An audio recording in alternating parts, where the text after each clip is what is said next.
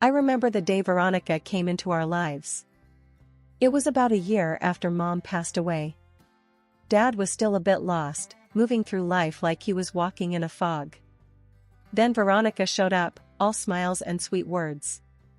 Dad thought she was a blessing. I wasn't so sure. "Hey, Pumpkin," Dad said one evening, his voice a mix of excitement and nerves. "I want you to meet someone special. This is Veronica."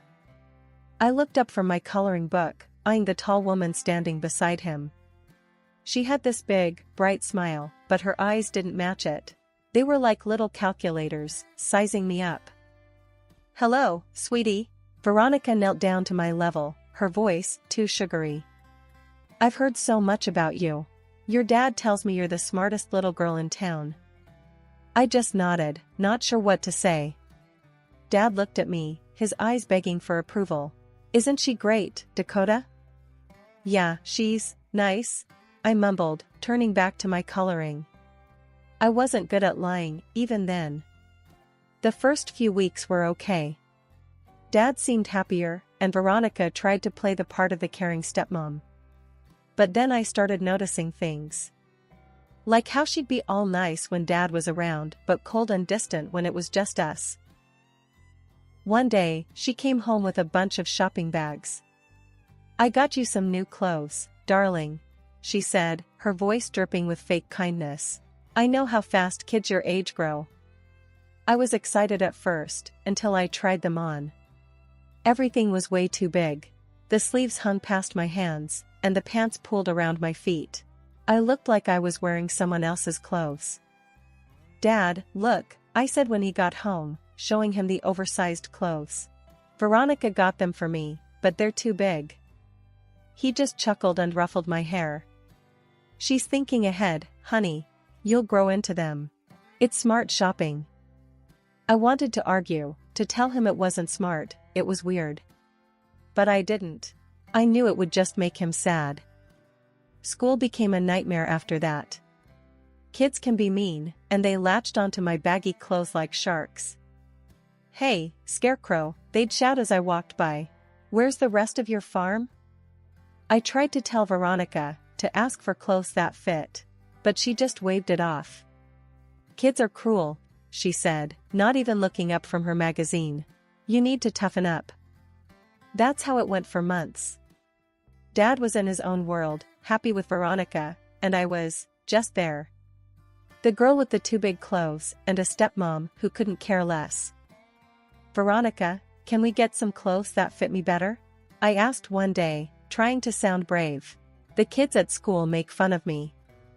She looked at me, her eyes cold. "You need to learn to be grateful," she snapped.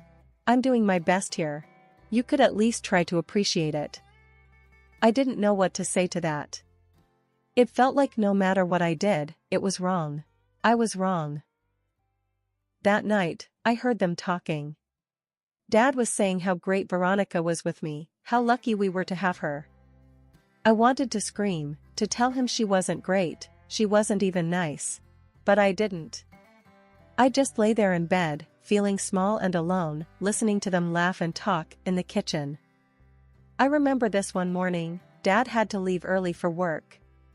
He kissed my forehead, saying, "Dakota, be good for Veronica, okay?" I nodded, though inside, I was dreading another day alone with her. As soon as the door closed, Veronica's smile vanished. "Get dressed. We're going shopping," she said, her voice sharp. In the car, I tried to make conversation. "Can we get some jeans? Maybe a few tops that fit?" She glanced at me, her eyes cold. "You'll wear what I buy, and you'll be thankful. Got it?" At the store, it was the same old story.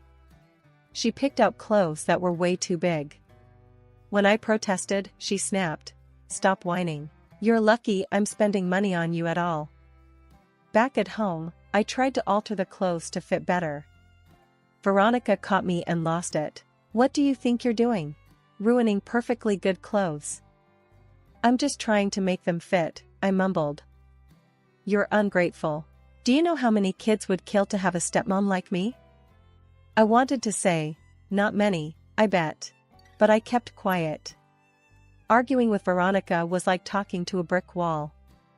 A few weeks later, she joined the school parent council. It was her new stage, and she played her part perfectly. I overheard her talking to other parents at a school event, her voice dripping with fake concern. "It's so hard, raising someone else's child," she sighed. "But I just love her like my own." The other parents ate it up. "You're such a saint," one of them said. "Taking on such a big responsibility." I felt sick listening to her. At home, it was a different story. If I left a cup on the table or forgot to make my bed, she'd go off. "Look at this mess. Your mother would be ashamed." One night, I tried to talk to Dad about it. "Veronica's different when you're not around," I said, hoping he'd listen. He shook his head, a tired look on his face. "She's doing her best, honey. You need to give her a chance." "But Dad." "No buts. She's your stepmom now. You need to respect her." It was like talking to a statue. Dad wouldn't hear a word against Veronica. I felt so alone, like I was trapped in a nightmare and couldn't wake up. Life with Veronica was like walking on eggshells, never knowing when she'd snap. I was counting down the days until I could leave for college and start my own life. But then, everything changed again. It was a Tuesday morning, just like any other. Dad was rushing around, getting ready for work, and I was trying to avoid Veronica's morning mood. Suddenly, Dad clutched his chest, his face twisted in pain. "Dad!" I screamed, rushing to him. Veronica came running in, her usual mask of concern back in place. "What's happening?" "I don't know, he's in pain." I was panicking, tears streaming down my face. Veronica was on the phone in seconds, calling for an ambulance. But it was too late. Dad was gone before they even got there. The next few days were a blur. Relatives I hadn't seen in years came pouring in, offering their condolences. Veronica was the grieving widow, perfectly playing her part. She'd cry on cue, telling everyone how much she loved Dad, how she didn't know how she'd manage without him. At the funeral, she gave a eulogy that would have won an Oscar. "He was the love of my life," she sobbed into the microphone. "And I will miss him every day." I stood there, numb, watching this performance. I wanted to shout, to tell everyone it was all an act. But I couldn't. I just stood there, feeling more alone than ever. After the funeral, once everyone had left, Veronica's mask slipped. We were alone in the house, just the two of us. She turned to me, her eyes cold and hard. "Now that your father's gone, things are going to change around here," she said, her voice low and menacing. "You're going to learn to respect me." I was still in shock from Dad's death, and her words felt like a slap in the face. "What are you talking about?" I managed to say, my voice barely above a whisper. "Don't play dumb with me, Dakota," she hissed. "Your father's not here to protect you anymore. And I'm not going to put up with your attitude." I couldn't believe what I was hearing. My father had just died, and all she could think about was herself. "You're unbelievable," I said, my voice shaking with anger. "He was your husband. How can you be so cold?" She laughed, a harsh, bitter sound. "Oh, please. Your father was a means to an end, nothing more. And now that he's gone, I'm in charge. You'd do well to remember that." I stared at her, feeling a mix of rage and despair. She was right about one thing: Dad wasn't here to protect me anymore. I was on my own with this woman who saw me as nothing but a nuisance. Life with Veronica after Dad's death was unbearable. She turned the house into a prison, and I was the unwilling inmate. I knew I had to get out, but I didn't know how. That's when Aunt Lucy stepped in. One evening, Aunt Lucy came over. She was Dad's younger sister, a feisty woman with a no-nonsense attitude. She had heard about Dad's passing and came to see how I was doing. But when she saw the way Veronica treated me, she was furious. "This is no way to treat a child, Veronica," Aunt Lucy said, her voice stern and unwavering. Veronica just rolled her eyes. She's not a child anymore, Lucy. She needs to learn discipline. Aunt Lucy wasn't having any of it.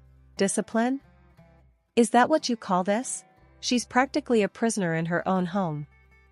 I remember sitting there, watching them argue, feeling a glimmer of hope for the first time in months.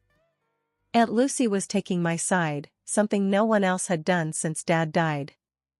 Listen, Veronica, I'm not going to stand by and watch you treat her like this, Aunt Lucy continued. She's coming with me. Veronica laughed, a cold, cruel sound.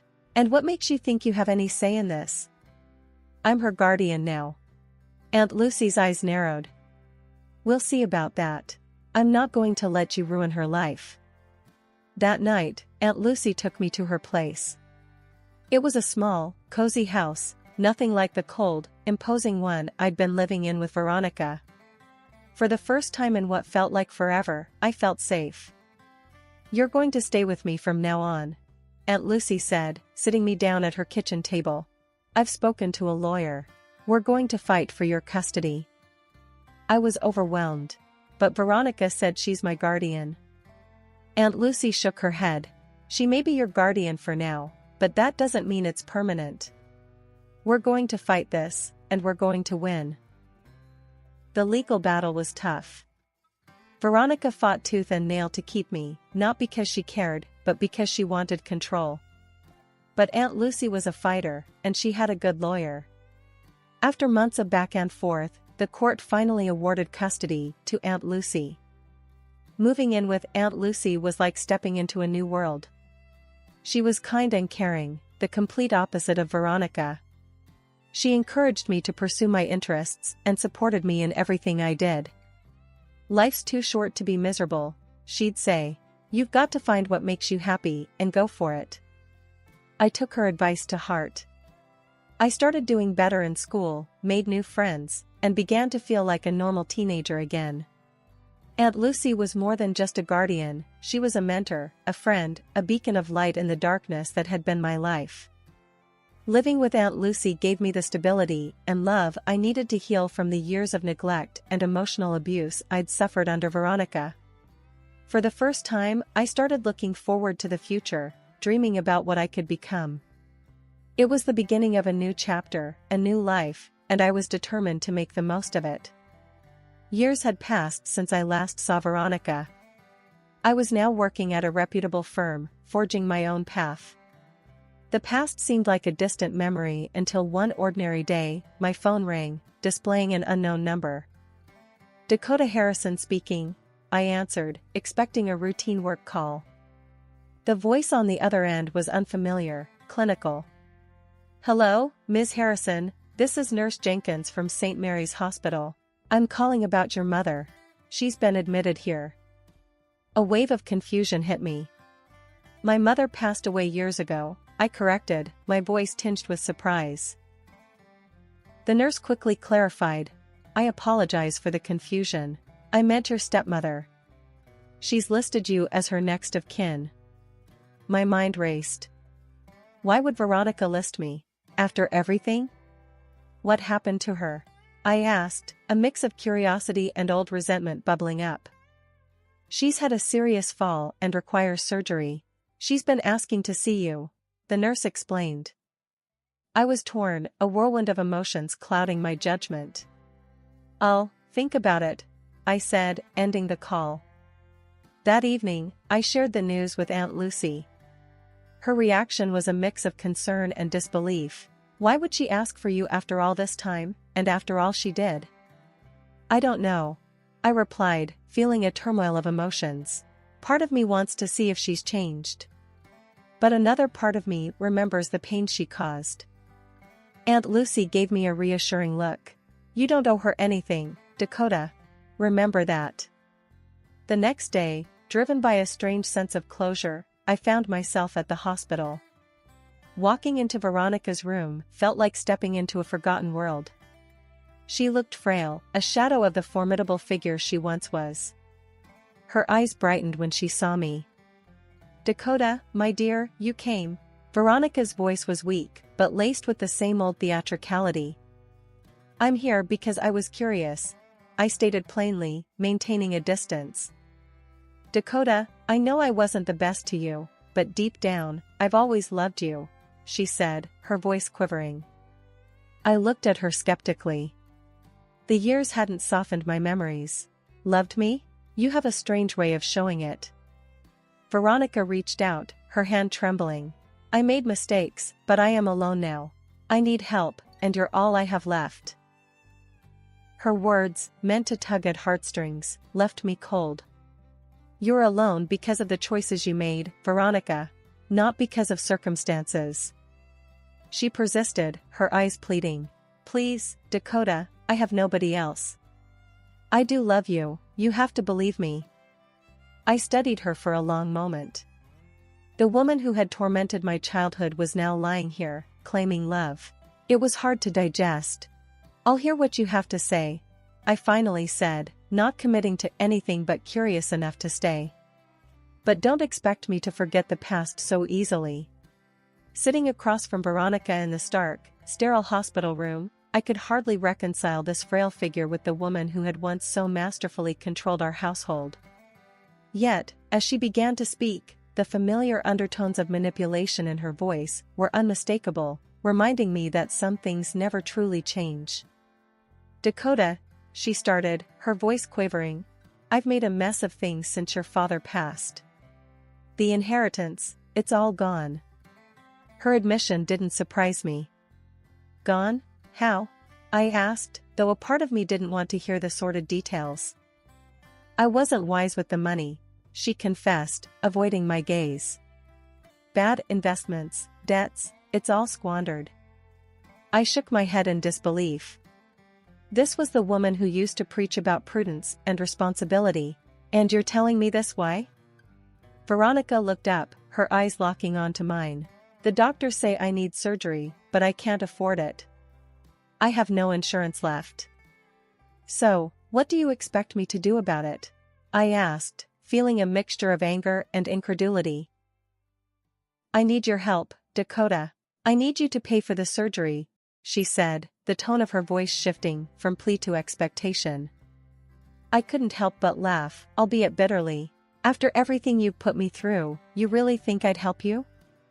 She tried to play the sympathy card again. You're my family, Dakota. The only one I have. Family? I retorted. You never treated me like family. Why should I start now? Her demeanor changed then, the mask of the frail, sick woman slipping. You owe me, Dakota. I took care of you when your father died. You call that care? You made my life miserable. I snapped, my patience wearing thin. Ungrateful child, she hissed, her face contorting into a scowl. I should have thrown you out when I had the chance. And why didn't you? I challenged her. Because I thought there was something in it for me, she admitted with a sneer. But you owe me, and you're going to pay, one way or another. Her threat was as clear as it was desperate. You're threatening me? After all these years, you still think you can control me? I'm not just threatening, Dakota. I'll sue you if I have to.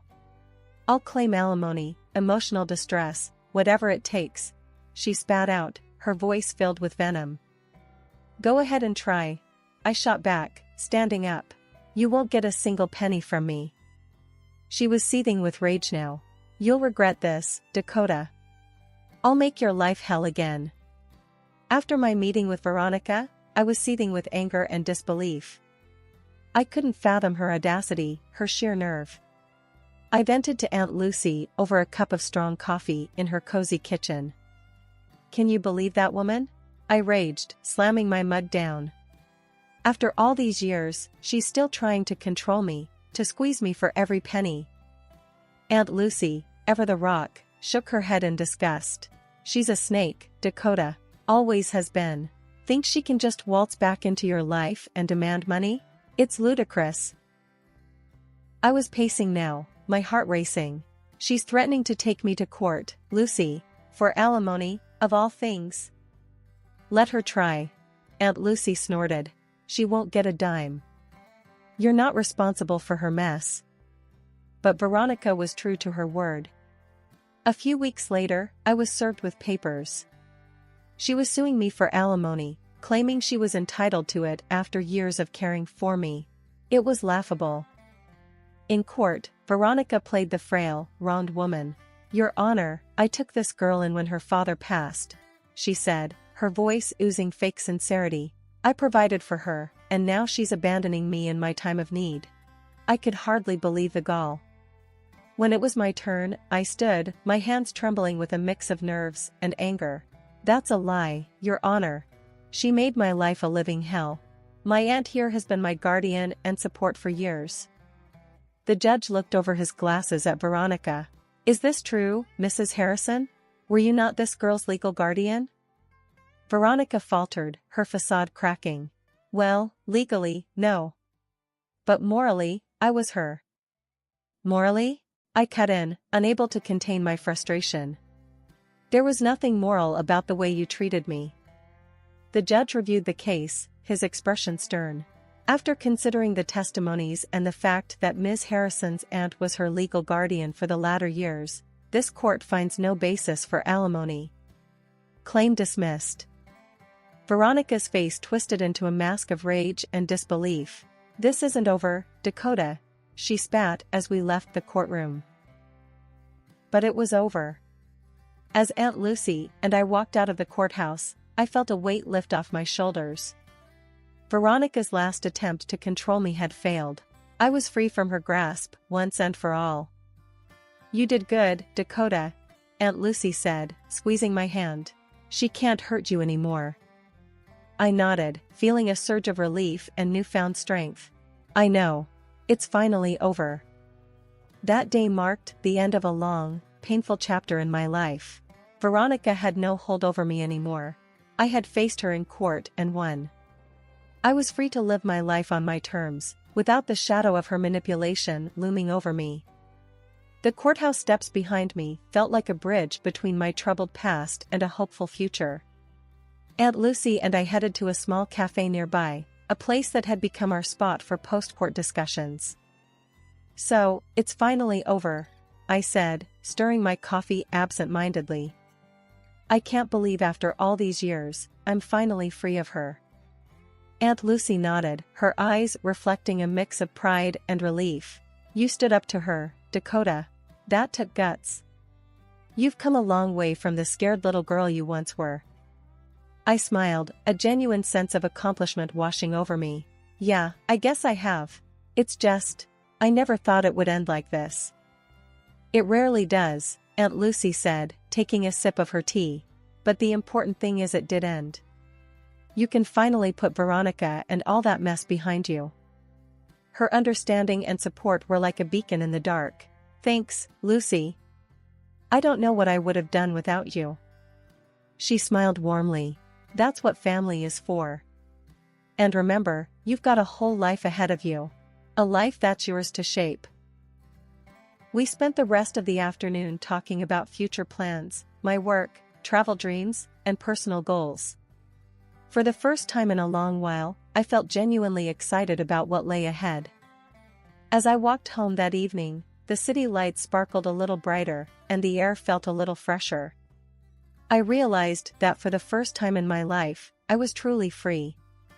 Free from Veronica's shadow, free from the fear and the pain she had caused. Back in my apartment, I stood by the window, looking out over the bustling city. This was my world now, a world full of possibilities. I thought about everything I had overcome, the battles I had fought, and the strength I had found within myself. I was no longer the victim of my past, but the architect of my future. I decided to start a journal, to document this new chapter in my life. As I penned down my first entry, I felt a sense of peace and optimism. The road ahead would have its challenges, but I was ready to face them head-on. "Here's to new beginnings," I whispered to myself, closing the journal with a sense of finality. Veronica's chapter in my life was closed, but mine was just beginning.